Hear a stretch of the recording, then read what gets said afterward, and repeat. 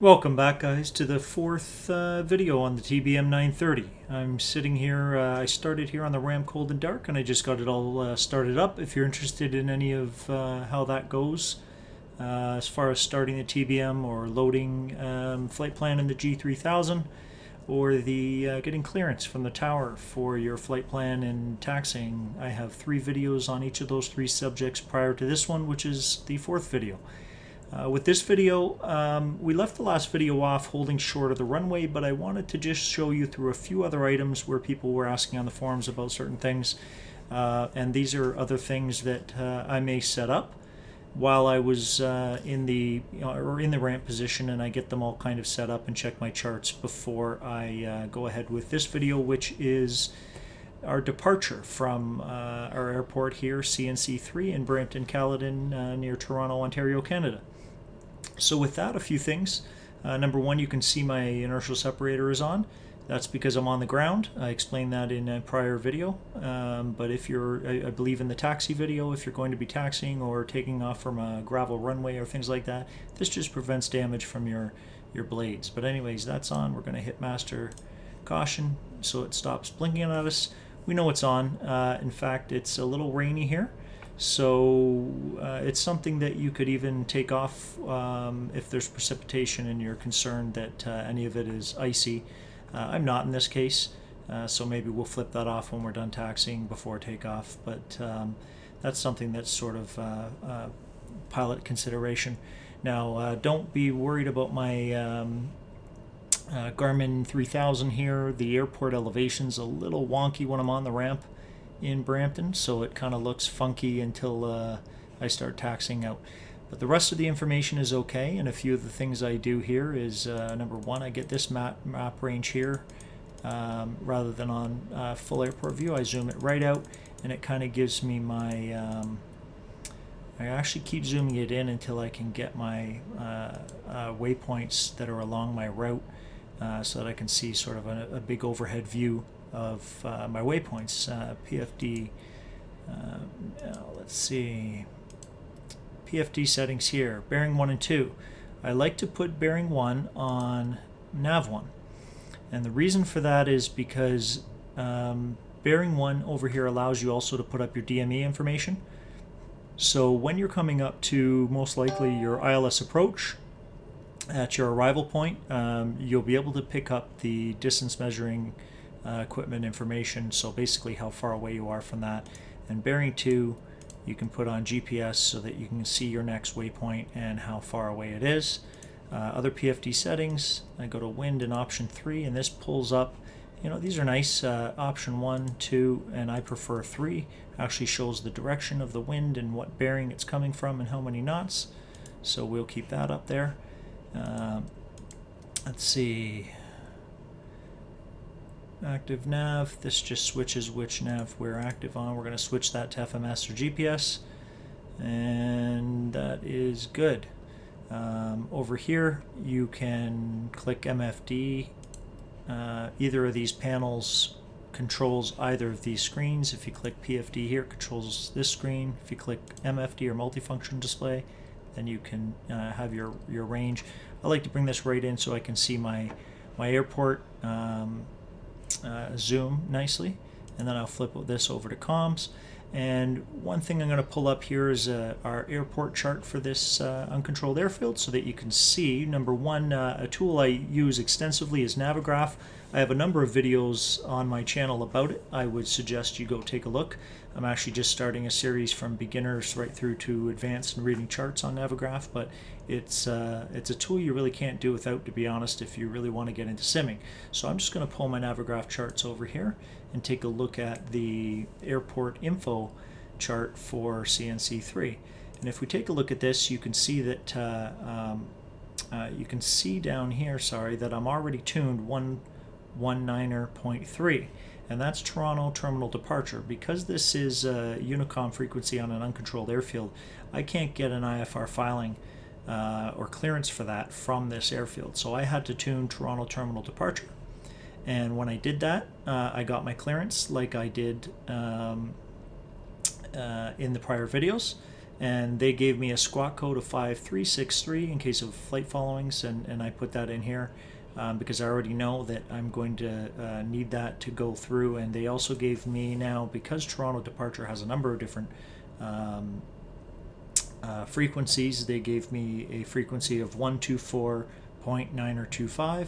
So what I'm going to do right now, I know that that's going to be my departure frequency that I'm going to be tuned after doing my departure. So I'm going to go ahead and put that in to my comms here. And so just to give you an idea of what I'm using the chart for, number one, see it has a nice little follow me icon here. That shows me that my aircraft's sitting on the ramp right here, and I can put this on my other screen, and as I taxi out, I can follow that little follow me icon all the way out to runway 33, which we will be departing northwest at a heading of 326 degrees. But it's very nice for taxiing to see that follow me icon and know exactly which taxi you're on and how far you have to go to get to the end of the runway, especially in bad or foggy weather. So I definitely use a follow me function. Obviously I use the COM information here to understand what to tune, and so because we're talking about departures today, what we want to do is look at the charts available for this airport. So if I go on SID, those are my departure charts. There are no SID charts for CNC3. So we go back to the taxi and get the airport info chart, and what we'll notice if we go to the bottom here is that takeoff and departure procedures are listed at the bottom of the airport info. On a giant international airport, you're going to have dozens of airport charts and separate departure charts, and I actually am going through all that in a session that goes through Navigraph as a system and all the charts and everything else. But for this, we're going to keep it nice and simple. We're going to go to runway 33. There is a little note here that says trees to 1,1700 feet, mean sea level approximately 0.1 nautical miles past departure end of runway. Now, does that mean the trees are 1,017 feet high? No. If we go up to the top of the chart here, we can see that our airport elevation is 936 feet. So if we take that minus 936, if my math is correct, 81 feet. So that means trees to 81 feet above ground level are approximately 0.1 nautical miles past departure. Those aren't going to bother us whatsoever. Not in a TBM. We've got more than 2,000 feet per minute climb in this thing, so we're going to be plenty fine. That being said, I've got a GPS waypoint in my G3000, and once we head out, we could immediately enable that and start heading along our GPS course, but that wouldn't be following proper procedure. Proper procedure in this case, according to this chart here, is to climb heading 326 to 1,700 feet before proceeding on course. So we're going to keep that information in mind. In the meantime, I'm just going to put this back over to my other screen, and when you're looking at the back seat like that, that usually means that I'm looking over at the other screen. So I apologize for that, but what we're going to do is take that information, and first we want to make sure that our when we were given clearance by Toronto departure at 119.3, they gave us this here. You are cleared to CYGK Airport as filed. Climb maintain 7,000 feet. Departure is 124.925. Squawk 5363, which we put in here. And clearance void in 30 minutes, so I guess I better hurry up. But one thing I'm going to do is put this in 124.925, and press enter. And that just allows me to stay on the Unicom channel here to announce my actually no, sorry, I'm gonna switch. I forgot to do that.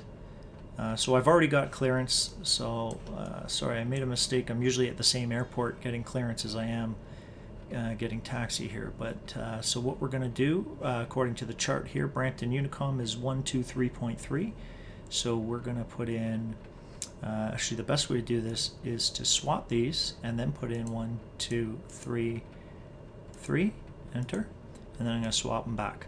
That way I just didn't have to type in the 124.925. Excuse me. So now we have our frequency, our Unicom frequency for this airport, where we can announce taxi and takeoff and everything else, and ready to go in our standby frequency we have 1249025, which is according to our clearance, our departure. Now, what you might also want to do, but I'm not going to be completing this flight, is under audio and radios. If you click that, you're going to see nav 1, and you're going to want to click here and put in your ILS localizer frequency for the ILS approach you have in the arriving airport. Load that in right now and press enter. You know, whatever it is, 119er, 112.9er, and press enter, and see it's in the standby, so you'll want to make sure you click that again and press swap if you want to have it loaded, if you don't have any other VORs or anything else that I doubt you're doing. You're probably flying by GPS, so just load that right now. So that's all ready to go, and you can confirm that in your displays up here. Let's see here. Obviously, nav1 doesn't have any data because we're far away from the destination, but as we get closer, because it's loaded and in the primary slot, what you're going to find is as you get close to the airport, the nav data is going to pop up and you're going to get distance information, and it's going to help you. Anyways, so a few other things. We got clearance for 7,000 feet. So right away what I'm going to do is with my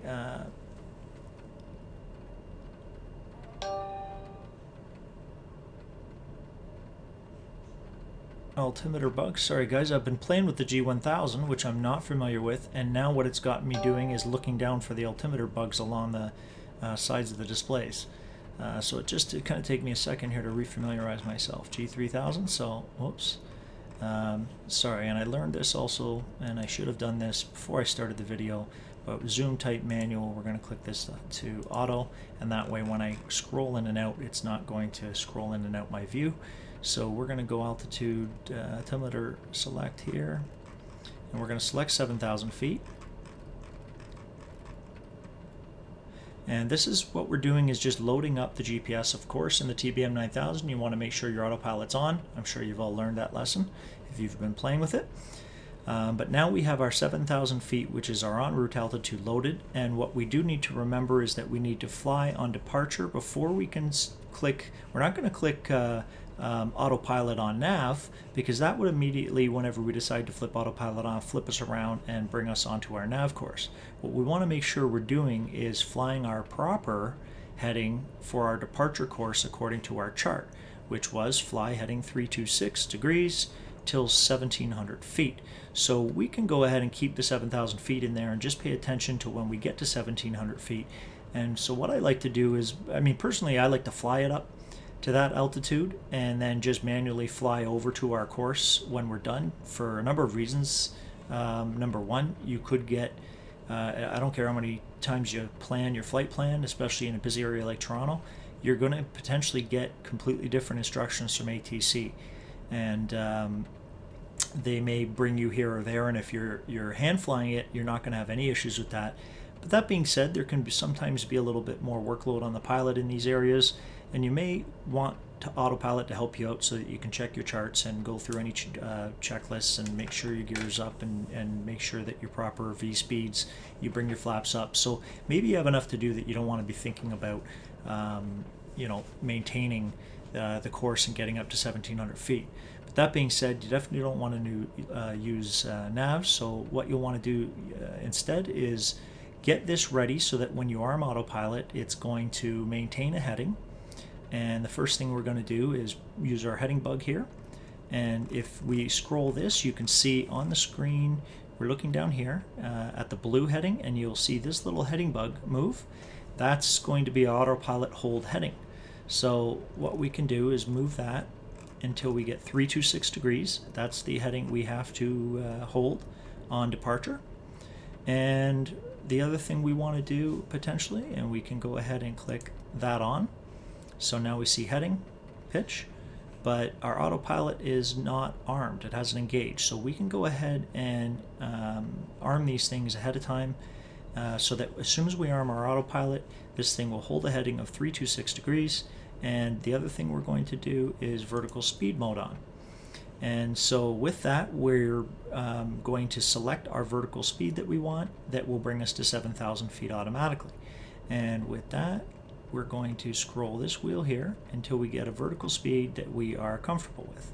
Now this thing can climb. I wouldn't put it up to, technically it can climb at 2,000 feet per minute, but right off in a when you're departing an airport like this, that's something that you should scroll up as you see fit. You know, when you've hit your proper V speeds and gone clean with flaps up and you're increasing speed, there's no reason to make your passengers sick here. And in this airport, you know, 500 feet per minute is plenty. And we've also got some weather going on, so there's no reason to test any boundaries of the flight envelope of the TBM 930. So with that, we've set that at 500 feet per minute to 7,000 feet in vertical speed hold mode. And you can see that confirmed up here in green. Also with a heading hold of 326 degrees. None of this is active, but I do have, when we want to activate it, we just come over here and press AutoPilot, but I have a button on my flight yoke, as you see here, AP trim and disconnect, hold the disconnect. I have the same thing on my yoke, so I'm not going to be using the click this button to engage. I'm going to use the one that's on my yoke. So with that said, we are pretty much all set up. These are the things that I might set up in regards to my departure that I didn't share in the prior videos. So with that, we are going to now announce taxi.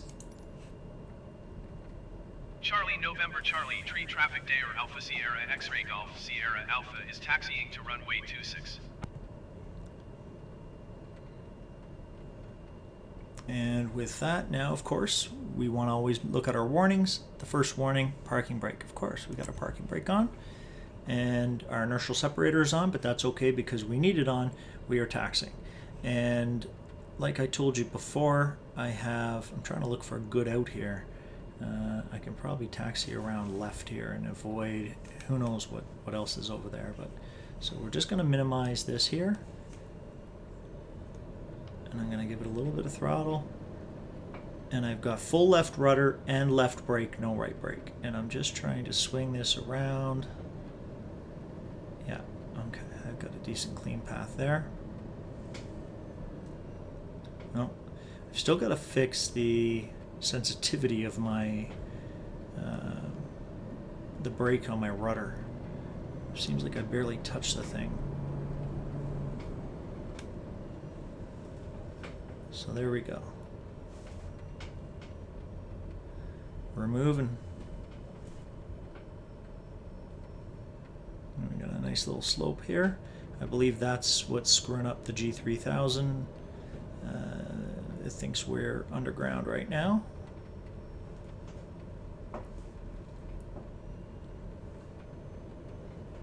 And I think we're going to be coming above ground just soon. And you can see, and I'm going to try and do this while taxiing. I'm going to bring this over onto the screen so that you can see Navigraph with the moving maps.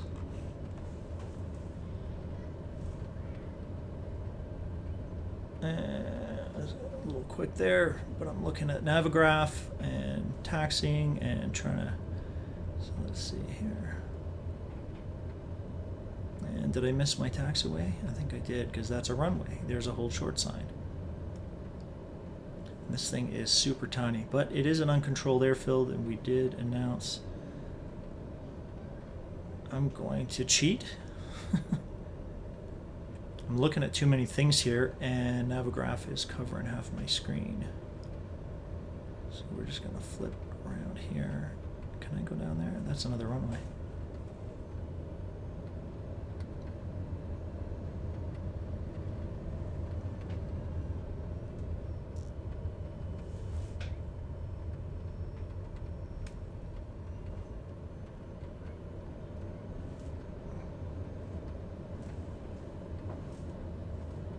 Alright, so hopefully you can see the benefit of Navigraph while taxiing, because I would like to take it off my screen here. And once we get in the air, maybe once we get in the air and on autopilot, I will pull that back on the screen and show you.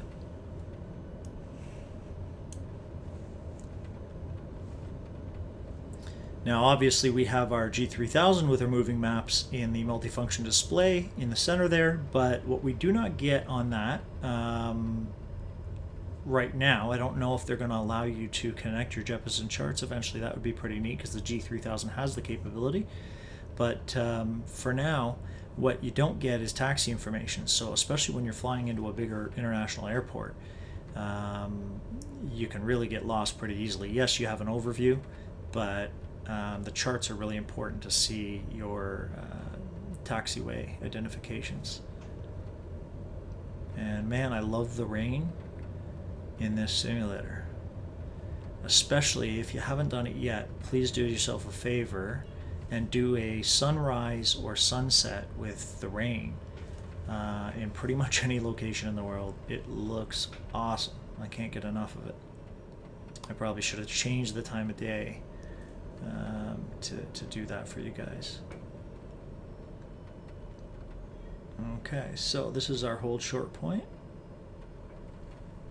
Now another thing I recognize is they don't always recognize the proper hold short points. I don't. So let's come up here and announce.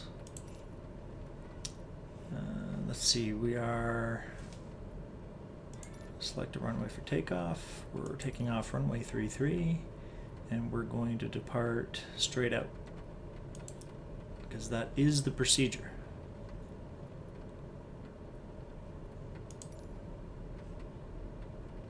Charlie, November, Charlie, tree traffic day or Alpha Sierra X-ray Golf, Sierra Alpha, taking off runway tree straight out departure.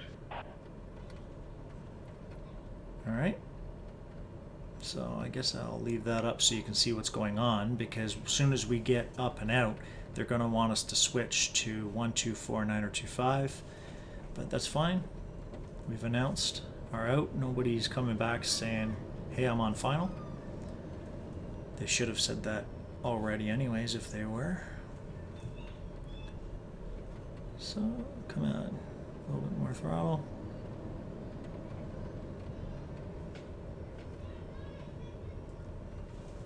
And let's go ahead and give us one notch of flaps here. Get a little bit of a stutter. Some frame drops since the update. Not that I didn't have them before, but alright. There we are, pretty darn center on the runway. If you're not used to the TBM, what you'll find is that this backup display here is pretty much center. In fact, I'll just I hate pulling out to outside views because it kind of ruins it for me, but this is that's about as good as it's gonna get. So we are pretty dead center on this runway, and it's not a short runway by any means, but we're going to go ahead and put both brakes on. And remember our departing procedure. We're going to come up and lift off at our rotation speed and climb 1,700 feet holding heading 326, which you can see we already have set in our bug. And of course now is perfectly lined up with our airport heading, because we set this up in the taxiway, but that is the heading of this runway. So now we're going to, I have both brakes applied, sort of more of a short field takeoff. There's a roll here, and I still have my inertial separator on. So this is a pilot decision, is the precipitation here enough that there's ice and I'm worried about, there probably isn't. So you can flip that off. Now technically that takes around 30 seconds for it to open up and give you full power. I'm unsure, and I haven't tested to see how well that is modeled in this flight sim. It'd be interesting to see if there's a good 30+% power reduction, I think, with the inertial separator on.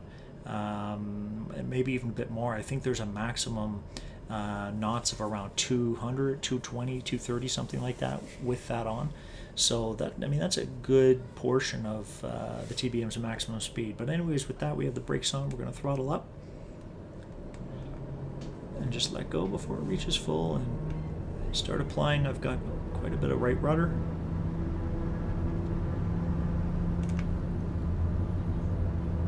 Like I said, my rudder pedal's way too sensitive.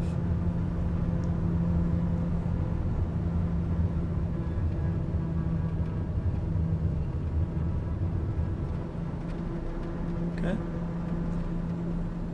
We're going to gear up. A little wonky coming off there. But right away now, with this bad weather, I can hit autopilot. What do I got there? Oh, it's just telling me the yaw damper's off. Sorry guys, I should have thrown that on too. So almost immediately now, we are in a situation where this aircraft is holding a heading for us and climbing to 1,700 feet. You can see the trees down there. It's not an aggressive climb by any means, but it's well within the parameters of the departure and getting past our obstacles. So we are in good shape. We can already start thinking about contacting Toronto Centre on 124-9025, and we can do that by flipping this and then pressing 1 to contact Toronto Centre. Normally I wouldn't even have this open because I just know have this all ready to go. Sierra Alpha is climbing through 1,500 feet for 7,000 feet. Dare Alpha Sierra X-Ray Golf Sierra Alpha, you have exceeded your clearance void time. IFR flight plan is cancelled. Oh, nice. So there we go. I took so long explaining that so now we're at 1,700 feet, as you can see. So we're in a position now where we can, assuming we had a filed flight plan,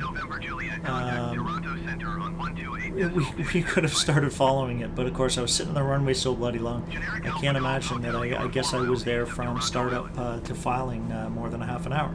So with that, we're going to tune back to and request clearance for instruments. So let's see. Oh, this is the first time I've had to do this. So let's see. They have a retry with last IFR flight plan. Let's try that. Toronto approach Dare Alpha Sierra X-Ray Golf Sierra Alpha 5 miles southeast of Charlie Oscar Romeo 8. Request IFR to Charlie Yankee Golf Kilo, ready to copy. Dare Alpha Sierra X-Ray Golf Sierra Alpha. There we go. So we got our file. And with that, this would be an appropriate time to crank up the vertical speed a bit.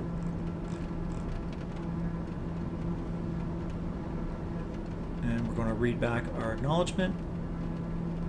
Dare Alpha Sierra X-Ray Golf Sierra Alpha cleared to Charlie Yankee Golf Kilo Airport as filed. Squawk 536 Okay, and obviously that's the squawk code he's talking about. Altimeter 29.9 to continue to incline turning and following heading 070 climb and maintain 9,000 feet.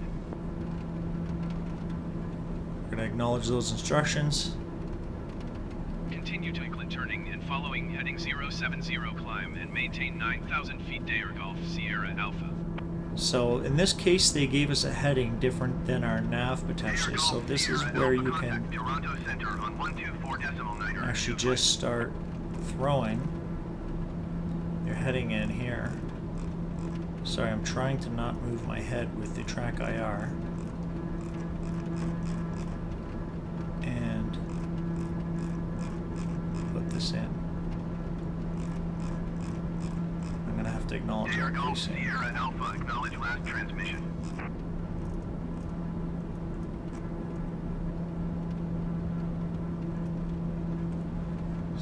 Acknowledge handoff.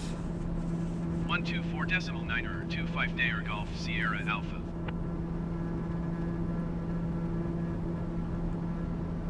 And then tune Toronto Centre. This is where we were trying to tune on our departure before we had to re-request our flight plan. So we're going to tune Toronto Centre and then contact them to say, hey. Toronto Centre Dare Alpha Sierra X-Ray Golf Sierra Alpha is climbing through 4,000 feet for 9,000 feet.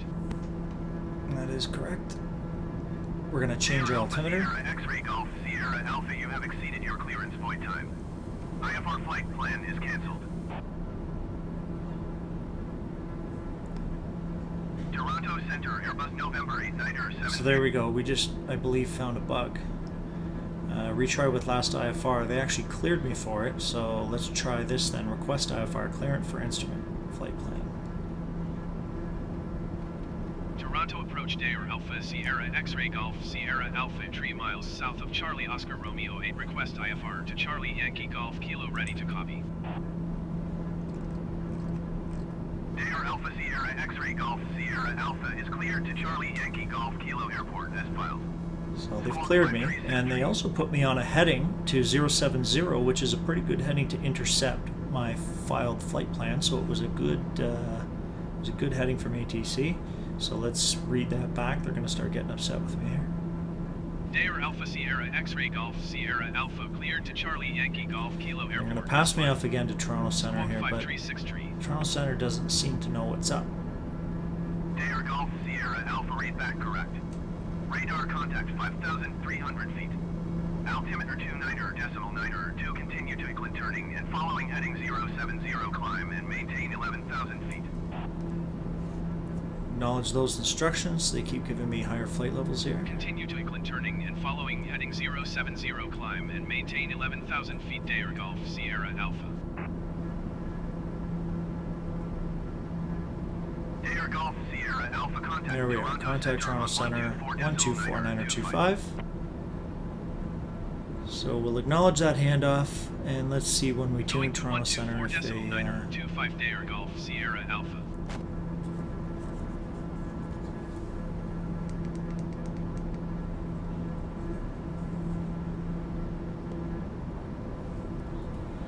Toronto Center Dair Alpha Sierra X-Ray Golf Sierra Alpha is climbing through 6,200 feet for 11,000 feet. Dair Alpha Sierra X-Ray Golf Sierra Alpha, you have exceeded your clearance point time. IFR flight plan is cancelled.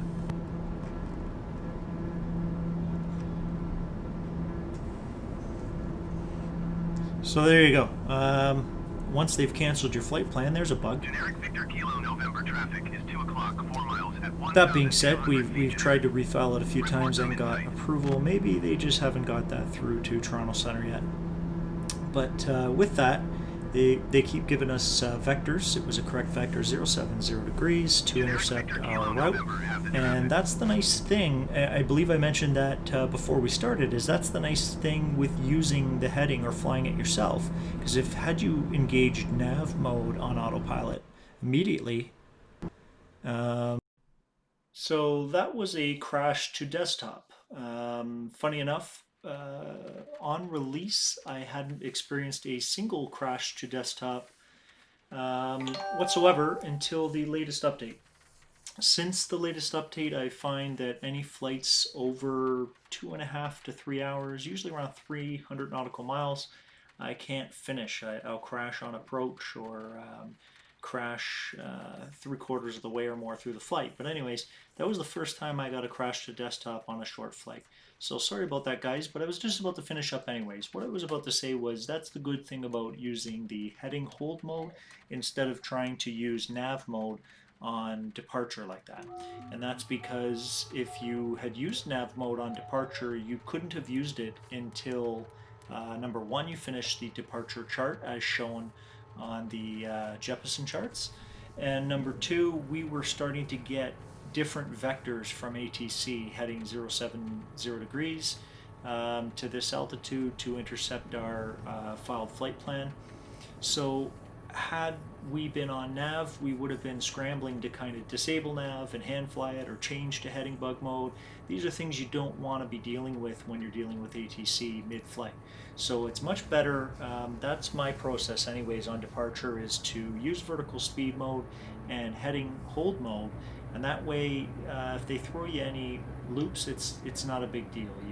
If they don't throw you any loops, no big deal either. You just after you've cleared your departure from CNC3, you would then put in your heading and continue your flight plan as follows. So anyways, with that, guys, I hope you enjoyed. While you, because I ran out of footage here for this one, I was talking about the beauty of the sunrise and the rain, so I figured I would just chuck some of that footage in the background for you while we went through this. Hope you enjoyed. I'm planning to do more TBM 930 videos, So if you enjoy these, please let me know in the comments below. It does push me to make more, and give me a like and subscribe if you choose. I'm not trying to start the next flight sim channel or anything, but I do appreciate the likes. It does push me to create more content in this area. I have been getting a lot of reception on the Navigraph and charts, so I'm doing more of those because more people are asking for them. So with that, I'm open to make whatever content you guys like. I'm also thinking about making some videos for the beginners in flight sim. A lot of people I see flying into the runways instead of sort of throttling back and allowing yourself to descend. But anyways, I'm rambling. I appreciate you guys. I'm glad you like the videos, and I will see you soon.